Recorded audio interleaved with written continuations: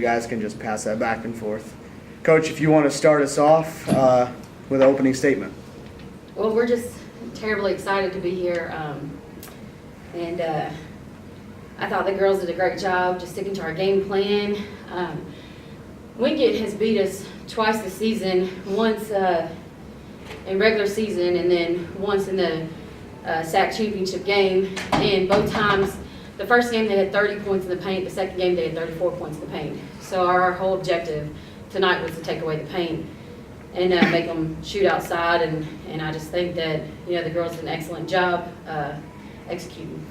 You got off to that fast start. I think it was 21-4 at one point in that first quarter. What was working so well there in those first few minutes? Well, we were actually preventing the drive, and we were drawing charges, and then we stopped doing that and started putting them at the free throw line. They were 14 for 15 from the free throw line in the first half, so that's where they got a lot of their scoring, and we were fouling, and that's something that we've got to correct. It felt like the whole night, though, even though they got back to within 6 or 5 or so at some point, they kept playing uphill, and every time they got close, you kind of pushed them away. Every time they got close, you pushed them away. Is that how it felt to you guys? No.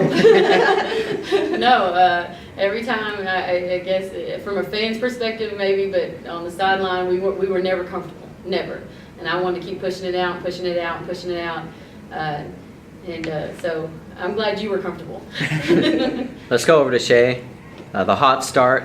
What were you able to see specifically out there from an offensive standpoint to really help you guys jump out to that lead? Well, my teammates, the coaches keep telling me to create my own shots and come off screens as much as I can. And earlier in the season, these past couple of games, I haven't been going the full speed, and I've been jogging a little bit. But this game, I kept telling myself I need to sprint.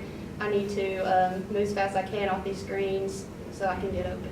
So when you have someone like Pittman go out again in foul trouble for the second time, what goes on through, you know, a shooter's mind in making sure that you have to step up for having an all-star out there on the bench? Well, I just trust my other teammates that come in there. They can do the same thing. It's not just Megan that can just set me screens and roll off the screens when she sets them and get open. Our whole team, we have a deep bench and we can go to anybody.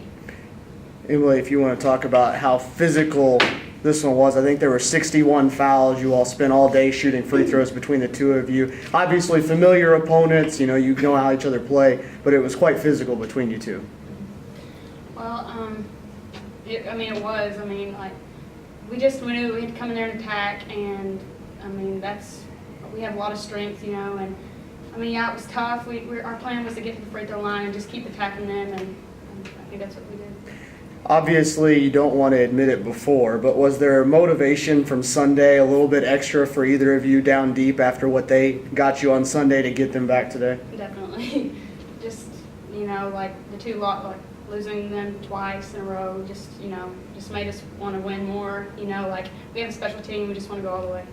And Coach, if you want to wrap us up, you get a day tomorrow to rest, practice, and get ready. What's the message and the preparation like leading into Monday night, knowing that an Elite Eight spot's on the line?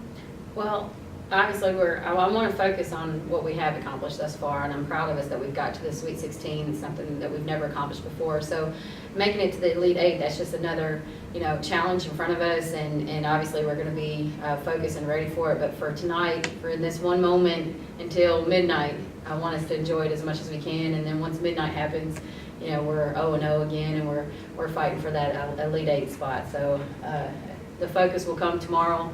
We're obviously going to watch the game and try to be as prepared as we possibly can on Monday night. All right, congrats.